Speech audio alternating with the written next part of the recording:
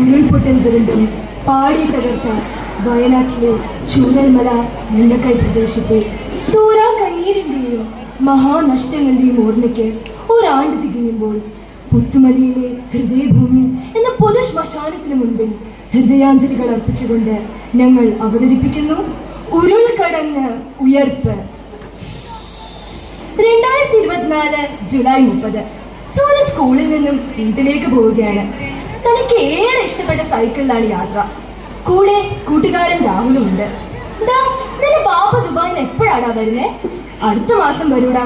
ഇത്തവണ വരുമ്പോ നല്ല വീഡിയോ എടുക്കാൻ പറ്റുന്ന ഫോണുമായി വരുന്ന പറഞ്ഞേ. എന്നാ ശരി, ഞാൻ പോണ. ഉമ്മ, ഞാൻ എത്തി. മോനെ, നീ ചായ കുടിച്ചിട്ട് ഉമ്മാന്റെ പുഞ്ചിരിമട്ടത്തെ വീട്ടിൽ പോയി എന്റെ ഫോൺ എടുത്തോണ്ട് പോവാ. ഉമ്മ ഫോൺ അവിടെ വെച്ച് മറന്നു. ബ്ലോഗിംഗ് ഏറെ ഇഷ്ടപ്പെടുന്ന സോനു തിരികെ വരുന്ന വഴി പുഞ്ചിരിമട്ടം മുതൽ മുണ്ടക്കൈ വരെയുള്ള പ്രദേശത്തിന്റെ മനോഹരമായ ദൃശ്യങ്ങൾ തന്റെ ഫോണിൽ പകർത്തി. ഹായ് ഗായ്സ്, കണ്ടോ ഞങ്ങളുടെ നാടിന് എന്തൊരു ഭംഗിയാണെന്ന്.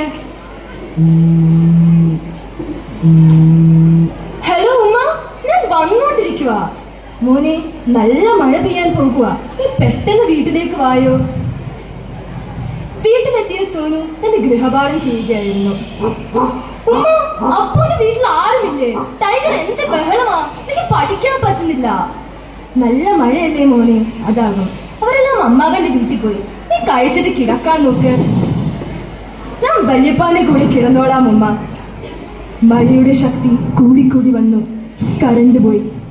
തന്റെ വല്യപ്പായെ കെട്ടിപ്പിടിച്ച് സോനു നല്ല ഉറക്കത്തിലായിരുന്നു. സമയം ഏകദേശം 12 മണിയായി കാണും. വീട്ടിലെ പശു അമരക്കരയുന്ന ഒച്ച കേട്ടാണ് അവൻ എഴുന്നേറ്റത്. വല്യപ്പ, എന്താ ഇത്? എനിക്ക് പേടിയാവുന്നു. ഇല്ല മോനെ, ഈ വല്യപ്പായെ കെട്ടിപ്പിടിച്ച് കിടന്നു. ചെറിയ ഉരുൾപൊട്ടലൊക്കെ ഇവിടെ സാധാരണമല്ലേ, ഒന്നും പേടിക്കണ്ട. പക്ഷേ പിറ്റേന്ന് രാവിലെ കേരളം കണ്ടത് നെഞ്ചുലയ്ക്കുന്ന കാഴ്ചയാണ്. സൂര്യ 7ാം ക്ലാസ്സുകാരൻ 3 ദിവസമായി മിസ്സിംഗ് ആണ്. ഒരു ബാപ്പ അവനെ അന്വേഷിച്ച് നടക്കുന്നത് നൊമ്പരപ്പെടുത്തുന്ന കാഴ്ചയാണ്.